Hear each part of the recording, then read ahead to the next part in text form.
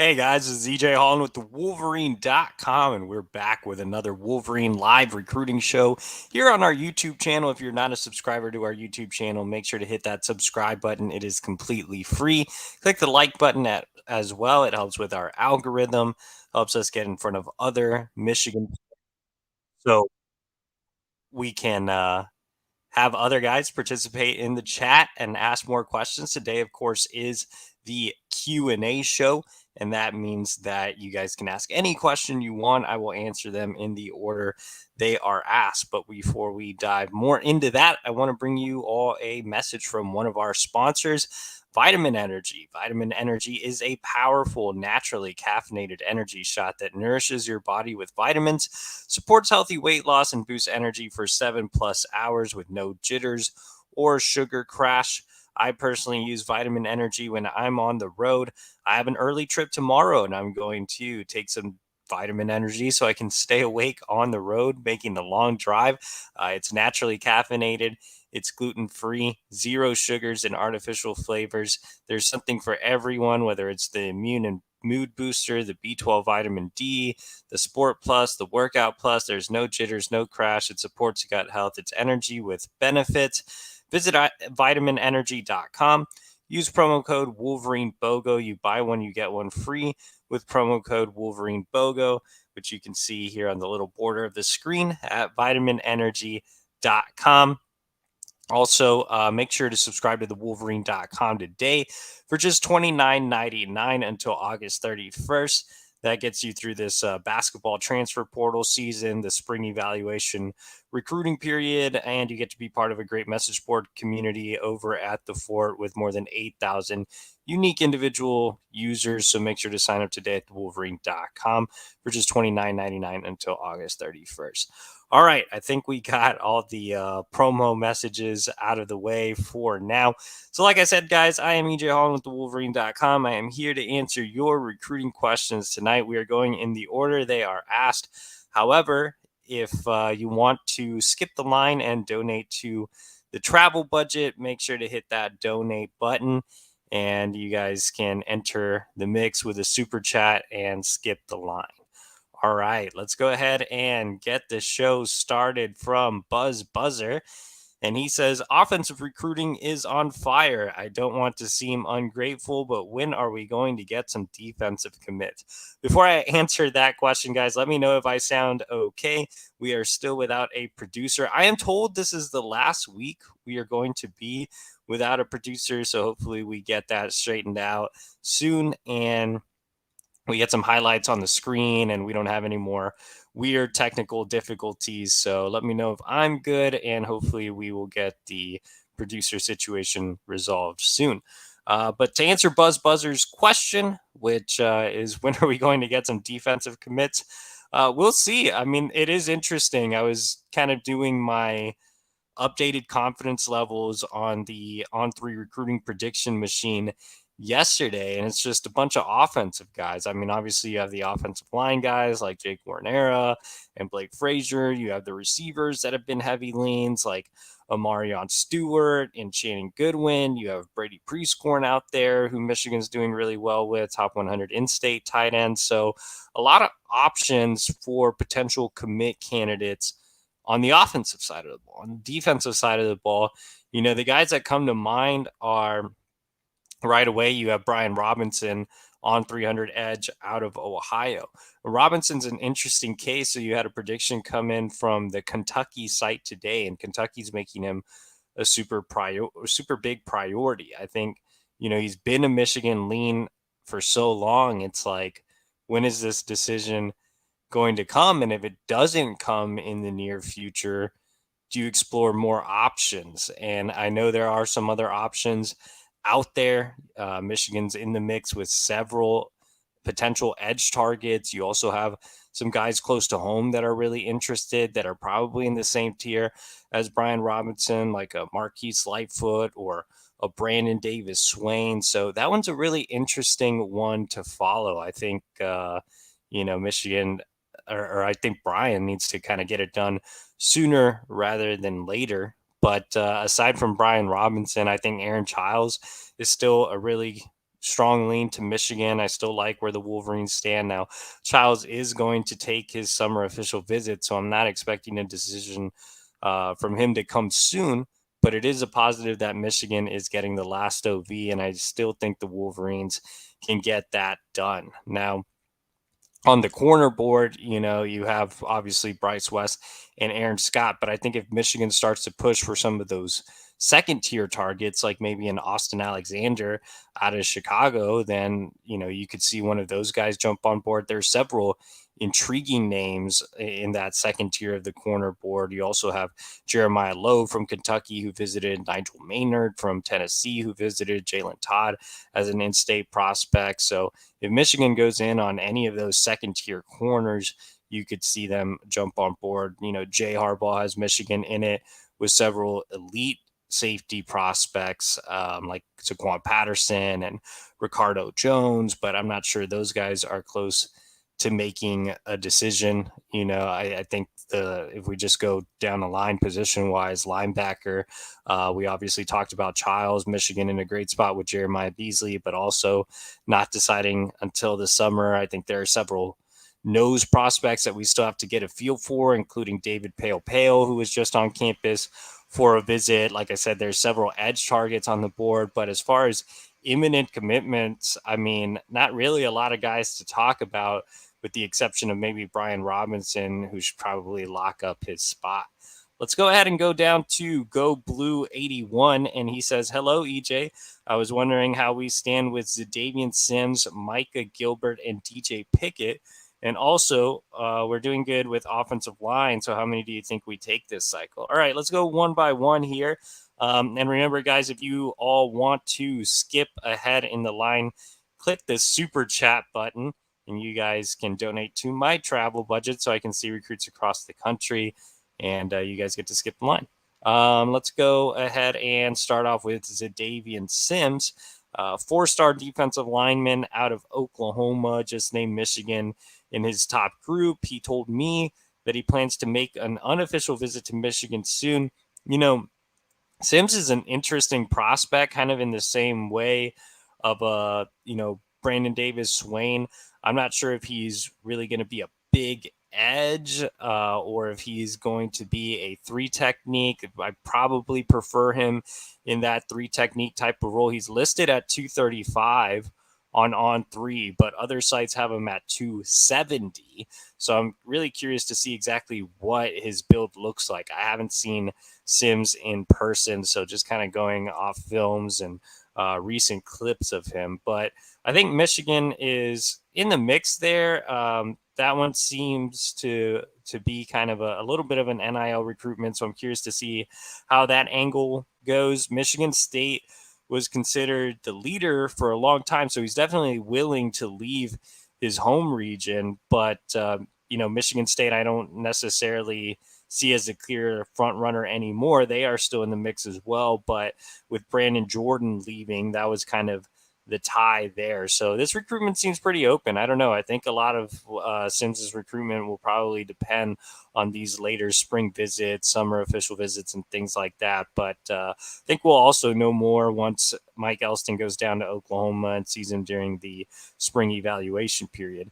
Let's go ahead and shift over to Micah Gilbert, 4-star on 300 wide receiver out of North Carolina. Really like Micah Gilbert. I had a chance to see him in February at a Myrtle Beach 7-on-7 tournament, and he was really impressive. I think that he's a guy that's been really moving up quietly up the Michigan wide receiver board. He had a really good visit in March. He actually planned to return for the spring game, but travel plans didn't really work out there. I think this is a winnable recruitment for Michigan. You have the in-state schools involved there. North Carolina is a pretty big threat, but this is another winnable recruitment. Gilbert is friends with guys like Channing Goodwin and Jordan Shipp. He's familiar with Michigan quarterback commit Jaden Davis. So yeah, definitely keep a close eye on Gilbert. I would expect Michigan to get an official visit. I think, like I said, North Carolina is probably a threat. Notre Dame is probably a threat there, but that is a winnable recruitment. DJ Pickett, top 100 safety out of Florida in the 2025 class. Michigan trending really well there. Some of those SEC schools are going to be tough to beat. I would keep a close eye on Georgia, but Michigan remains strongly in the mix there. Commit Chris Ewald has been recruiting him really hard as well. So, yeah, I think Michigan's off to a great early start with Pickett. As far as offensive line numbers, that's just going to be really interesting. I think Michigan's going to end up taking 6 for sure. Obviously, you have Jake Winera out there who is now trending towards Michigan ahead of his decision later this month. Michigan has always wanted a true center, and Winera definitely fits that mold. You obviously have Blake Frazier, who's always going to have his spot as a Michigan legacy. I think he's going to make a decision at some point in the near future, though he hasn't set any type of exact timeline. Max Anderson is still a guy that's leaning towards Michigan, has his official visit set up for the summer. So I could see all those guys jumping on board. And then you have, a wild card in Bennett Warren, who just visited for the spring game and has named Michigan his leader. So can Michigan get up to 7? I mean, I don't know how those numbers would work out, but I do think 6 is very possible. Let's go ahead and go down to Jackson Hells, and he says, any update on Brady Prescorn, top 100 prospect out of Rochester Adams, Michigan's top overall tight end recruit? Not really anything significant, with Brady Prescorn. He stays really, really quiet. He hardly does any interviews. I think Michigan's still the team to beat there. I still have pretty good confidence there. I think on my confidence board, added at like 70%. There's still some other schools involved. Penn State just got him in for a visit a couple weeks ago, or maybe a week and a half ago. Ole Miss is set to get him on campus here in the near future. But again, I still really like where Michigan stands. Let's go ahead and go down to Ken Ma, and he says, thoughts on Benedict Ume, top 100 edge out of Connecticut. Can Michigan win him? So Ume is a prospect that we haven't talked a ton about, but he is very high on the Michigan edge board. I really like Benedict Ume as well. He was one of the biggest risers in the rankings. With Ume, I think he's just blown up so much that it's hard to get a true gauge for his recruitment. He's been making a lot of visits, is going to continue to make a lot of visits. So I think we'll have a better feel for where Michigan stands with Ume in the summer, but the Wolverines are definitely in the mix for him. Let's go ahead and go down to William Cawthorn, who says, are we going to have any defensive players commit soon? So I answered that earlier, William, in case you missed it. There aren't really any imminent candidates. I mean, it would be nice to see Brian Robinson lock up his spot sooner rather than later. I mean, Michigan's still trending well with guys like Aaron Childs and Jeremiah Beasley, but nothing super, super imminent there. Maybe that could change soon. We'll see. Mitchell M says, other than offensive line recruiting, it seems the other position groups are looking flat. Thoughts? Not necessarily. I just think the offensive linemen are just trying to all claim their spots because the numbers are closing in. So I think guys are maybe committing sooner rather than later. So like you had Andrew Sprague, for example, right? He was going to take his summer OV to Michigan, didn't have a spring visit set up, and then was like, yeah, never mind, I'm coming in for the spring game and committing. Or Jake Winera, I think, is now obviously trending towards Michigan. He hasn't committed, but Michigan was only going to take one true center, and he had an official visit planned with Florida that's not going to happen. And so I think you could see him pick Michigan at the end of the month. So I think these guys are just trying to claim their spots before Michigan runs out of offensive line numbers, but I don't think it's necessarily the same with other position groups. Like, the wide receiver, Michigan's taking, multiple guys, or edge, Michigan's taking multiple guys, linebacker, Michigan's taking multiple guys there, multiple guys in the secondary, with no, threat of numbers at this point. I think with the offensive line, it's a numbers frenzy, but also Sharon Moore's done a fantastic job this recruiting cycle, and it's obviously been a really easy sell after coming off back-to-back Joe Moore awards. So, Michigan's still in a good spot with, if you look at wide receiver, they're still in a really good spot with a lot of their top targets, Amarion Stewart, Channing Goodwin, Jordan Shipp, mentioned guys like Micah Gilbert or Josh Jackson or Mekhi White. They're still trending well for multiple guys. You look at linebacker, they're still trending well for Aaron Childs, Jeremiah Beasley, Michael Boganowski out of Kansas. There's some newer targets that are really interested in Michigan, like Kamar Mathudi out of California, who I wrote about earlier today. So, I wouldn't say the other position groups are looking flat. It's more so, offensive line just really running out of numbers and guys trying to, jump on the board. The spots are just going so fast. Shout out to Giovanni Delgado, my Mexican brethren. Let's go ahead and go down to Go Blue 81. And he says, how are we doing with Heaven Brown Schuler? Is he committing soon? And also, how are we doing with Nitro Tuggle? So Go Blue 81, I'm not sure if you saw, but Nitro Tuggle, 3-star wide receiver out of Indiana who visited Michigan this offseason, committed to Georgia. And so I don't really expect any movement there. I would expect him to stick with the Bulldogs, so nothing really there to report on Nitro. Heaven Brown Schuler is set to commit this month. For those of you that don't know, he's an on 300 nose target out of Georgia. He visited Michigan in January, but that one is looking like it's going to be Clemson. If I had to pick a school right now, it'd be Clemson, so don't really expect much movement there on the Michigan end. Let's go down to Haven Harris, wondering about my Alaskan David Pale Pale. Do you have a good comp?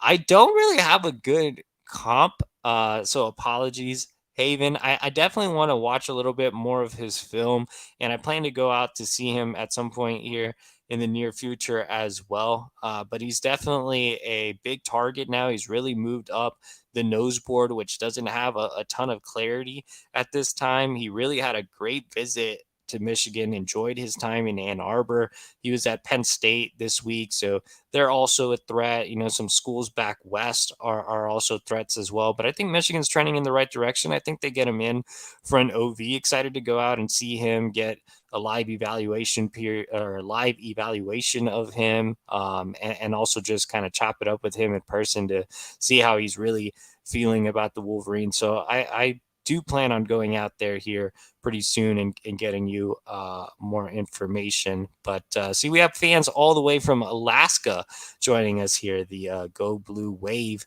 goes across the country. I hope to get out to Alaska at some point. I've been trying to convince my wife to take a trip out there. Let's go to Ben Ricketts, and he says, besides Warnera, do you think we will see any additional commits this month? It's April 12th. I think the possibility is definitely there, especially guys that are kind of leans with no true timeline. Like I keep mentioning Brian Robinson throughout this YouTube live just because like if I were him, I would be trying to lock up my spot right now. Brady Prescorn's a guy that could just get tired of everything and commit at some point here soon. With the offensive line spots going, I think you could see Blake Frazier make a decision, and he's a guy that is just he's a natural leader. I think he would be a big boost for just getting more guys to commit, not necessarily just along the offensive line, but in general. I think he would be super vocal. He's super active on social media, really likable kid as well. So I think Blake Frazier would be one to watch as well. So those are some of the guys that I think, they don't really have true decision timelines, but they could pop really at any time. Let's go down to Newbert, and he says, any defensive tackles that we are in the mix for? So if you're talking about like nose types, like we just covered David Pale. He's definitely a top target on the board. Michigan's still working on 5-star defensive lineman Justin Scott out of Chicago. The Wolverines are very much in the mix for an official visit, so I wouldn't completely dismiss Justin Scott. That one's obviously going to be a tough one to win, but I definitely wouldn't count him completely out. Outside of, David Pale, I think there are just several other guys that haven't necessarily visited yet. Like one that comes to mind is Jericho Johnson. They're really high on him out of California. He's certainly one to watch, but I think a lot of these nose guys, they just have to get them on campus. As far as like 3-tech types, I mean, you already have Manuel Beagle committed. You already have Ted Hammond committed. So I think for Michigan to take another type of guy like that, it's going to have to be a prospect they really, really like, a really highly rated type of guy. Like, for example, I posted over on our Fort message board, Eddie Twerk was once a big target as kind of a 3-tech type of, with Hammond and Beagle already on board. They recently told him they were moving on to other options. So I think it's going to have to be a really big prospect if it's not a nose for a defensive line take. And obviously there are multiple spots left for the edge guys. Let's go ahead and go down to William Cawthorn. And before we do, guys, I want to bring you another message from one of our sponsors, Lewis Jewelers. Lewis Jewelers can help you with any jewelry need. It's stress-free and easy working with one of their non-commissioned trusted advisors. They help you find that perfect diamond. Stop by Lewis Jewelers today and fix any issue you have finding jewelry for that special occasion. I know my brother-in-law is getting married soon, and I told him to go to Lewis Jewelers. I was like, go to Lewis Jewelers, man. They have a ton of great diamonds, and it's your diamond store and so much more since 1921. You can visit them at their new location at 300 South Maple Road in Ann Arbor, or online at lewisjewelers.com. That's Lewis Jewelers, where Ann Arbor gets engaged, where the world gets engaged, since you can order their diamonds online, and they are very trusted. They've been around since 1921, since Jim Thorpe and the Canton Bulldogs ruled the days of football. Let's go ahead and go down to Owen Postel. And he says, what are the odds that we land of Williams and Nwari, Aiden Breland, Justin Scott, Ernest Willer, Benedict Ume, Jared Smith, or Jericho Johnson? I would say that the odds are good. I think Michigan can pull one of those guys off. I mean, the one that stands out to me a lot is Ernest Willer. We haven't talked a lot about him, but I had a report up on him over at the Wolverine. He told me he's planning to visit soon. A lot of his recruitment seems Big Ten heavy. For guys that don't know, he's a top 100 defensive lineman out of IMG Academy, but originally from the DMV. I actually saw him at the Under Armour camp in Baltimore last year. I think he's one of those guys that could move around the defensive line. He was actually originally listed as an edge, but he's added some weight. I think he can be a 3. I think he could potentially even be a nose.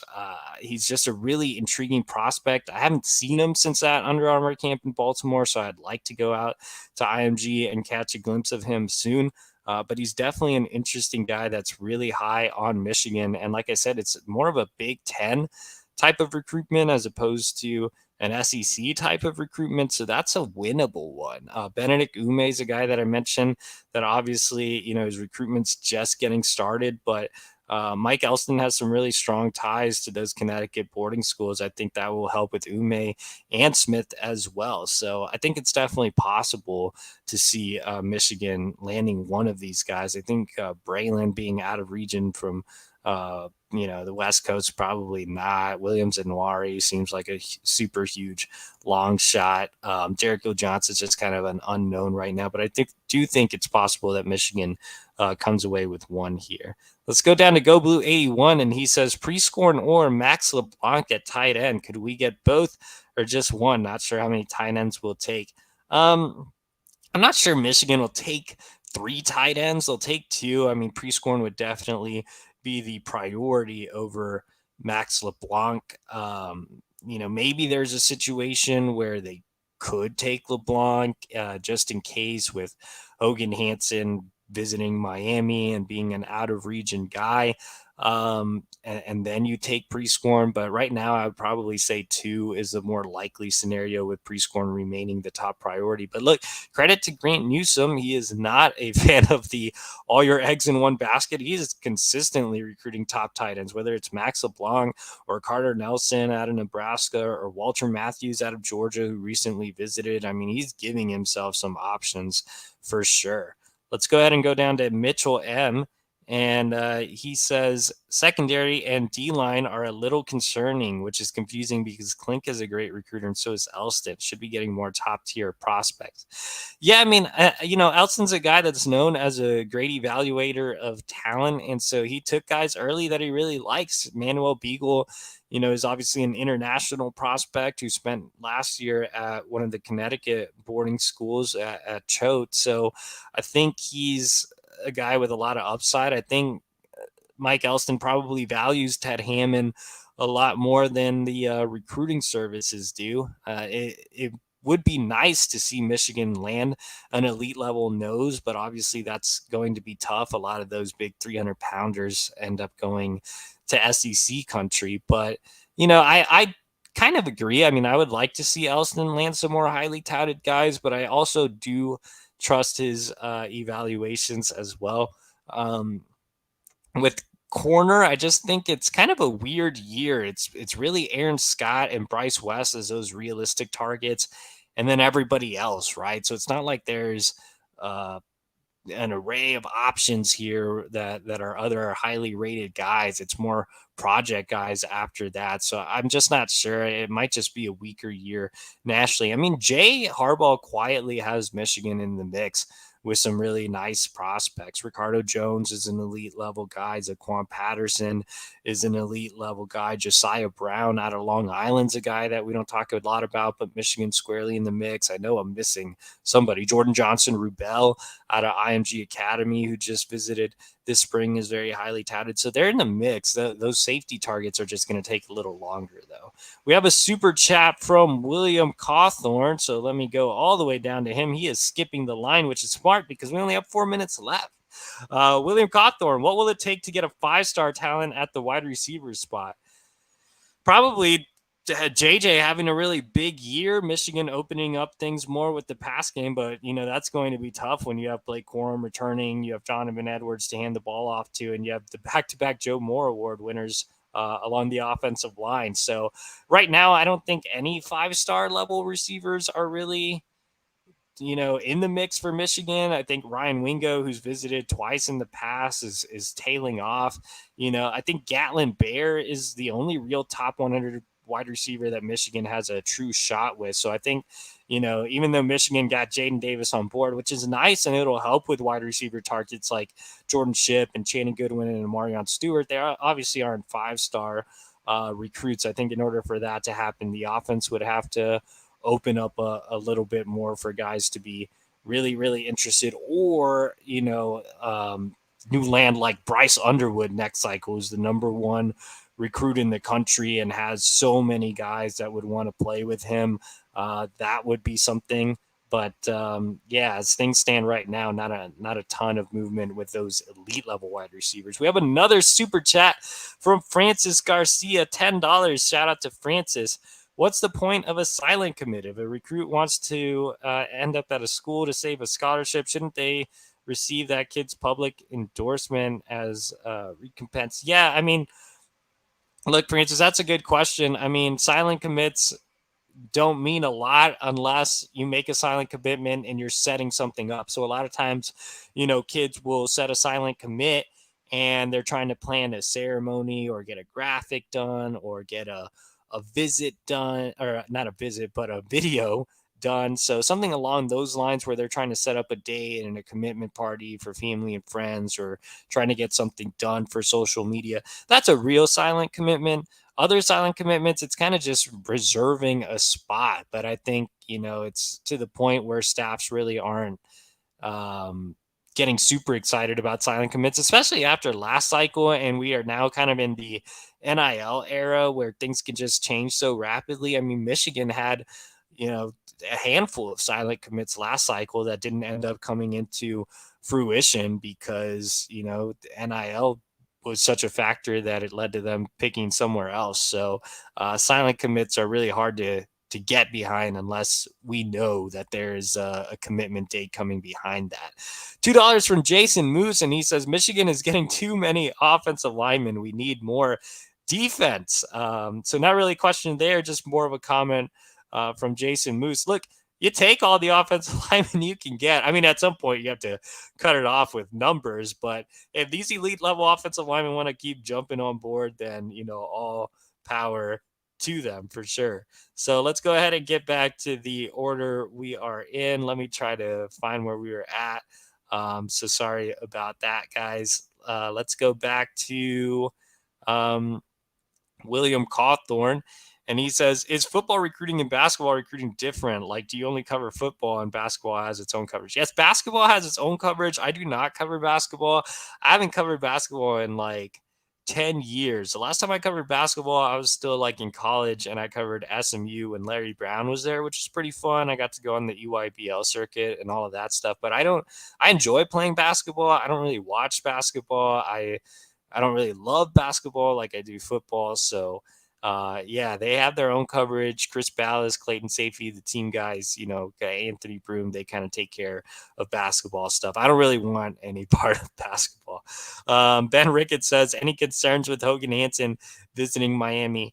A minimal concern. I definitely don't want to brush it off. Look, he was out there with a family friend, but it was a real visit. Like, it wasn't like a group tour, like with a 7-on-7 team or something. He actually met with the staff. They are actually pushing for him. So it wasn't just like I want to go check out Miami just cause. Like, there is a little something there. So I would monitor it, but not a ton of concern coming out of Ann Arbor right now. But Miami is very NIL friendly, so we can never dismiss them. All right, guys, we've hit the 30-minute mark. So get your super chats in if you have them. If not, we're going to do a little rapid fire. It seems like we have a ton of questions, so apologies for not getting to all of them.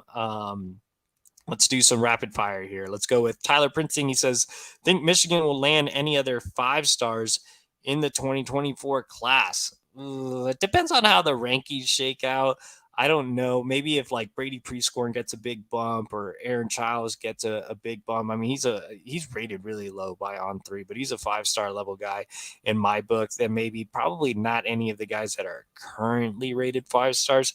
Mikey Wolford says, what does the cornerback board look like? Obviously, West and Scott are the main two with Boot Carter after them, but who else is up?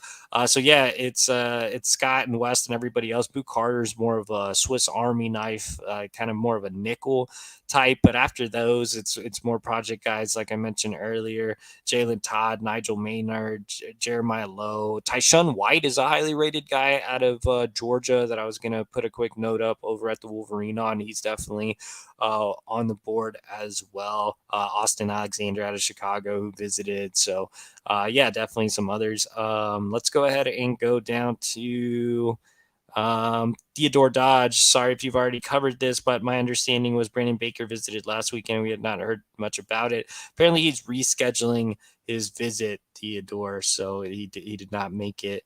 John A. Schultz says, outside of Childs, which linebackers are highest on Michigan's board and which are most realistic? I think the guys that are high on the board and realistic are obviously Aaron Childs, Jeremiah Beasley, Mike Boganowski out of Kansas. Those are probably the guys that come to mind. And then you have newer offers like Kamar Mathudi, who I had a story up over at the Wolverine. California kid, I think really, really likes Michigan. Daniel Hill out of Mississippi is another guy that Partridge recently offered. William Cawthorn coming in with a super chat. These schools only take one commit at the quarterback position at a time. I think that's going to be the case for Michigan this cycle with Jaden Davis. However, schools take 2 quarterbacks, every so often. When I covered Texas, they took 2 quarterbacks about half the classes that I covered them, I believe. I know there was at least a couple of classes there with 2 quarterbacks. So, a lot of guys, especially in this day and age with NIL and stuff, they want to be the guy. But sometimes, 2 quarterbacks just happen. I would love to see Michigan take 2 quarterbacks next cycle, especially coming off back-to-back cycles of project level quarterbacks. You don't, necessarily know what the future of the quarterback room is going to be, and you're banking a lot on Jaden Davis. So I would like to see 2 quarterbacks. I mean, I would love to see, a Bryce Underwood or a Cutter Boley, an elite level type of guy paired with more of a little bit of a project guy, like maybe a Keldon Ryan from Texas who visited not too long ago.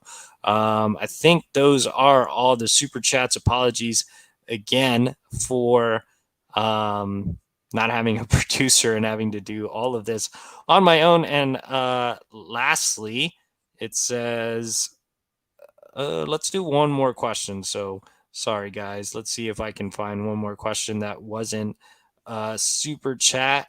Let's go ahead and go to Ben Ricketts. And he says, which current commit is acting as the biggest recruiter to others to join the class? I think the offensive line guys are doing a really good job of recruiting people, whether it's, Andrew Sprague, who's a recent commit, Ben Roebuck, Luke Hamilton, all those guys have been really active in helping Michigan recruit other guys. Jacob Oden in the secondary has been working nonstop as well. So those guys are working really hard. And, the guy in the thumbnail, Jake Winera, I think could be next for that offensive line group. Like I said earlier with Winera, he wasn't really planning to commit this early at an official visit set with Florida. I don't think that'll happen with Michigan taking one true center. I think he wants to lock up his spot. That's why you saw him set a commitment date. So I feel really good about my prediction for him. And I know those offensive line guys, like I mentioned, Luke Hamilton, Ben Roebuck, Andrew Sprague, they've been working really hard on Jake Winera. From my understanding, he's been bonding really well with those guys. So I feel good about my prediction for Winera. And a big reason is because of the peer recruiting that offensive line group is doing. So we'll see what other guys decide to set dates soon. I appreciate you guys for joining me on the Wolverine Live Recruiting Show. Sorry if I did not get to your question. We had a lot of questions coming in tonight. We've hit the 35-minute mark. So we've gotten overtime, and I have to go get my rental car for my trip tomorrow. So appreciate you guys for joining me. As always, stay locked in on the Wolverine.com for just $29.99 until August 31st. If you're not a subscriber, come get premium recruiting information there. And hit this like button, subscribe to our YouTube channel. It is completely free. We are at 21,500 subscribers. Let's get that up to 22K soon. Appreciate you guys. Hope you all have a great rest of the week.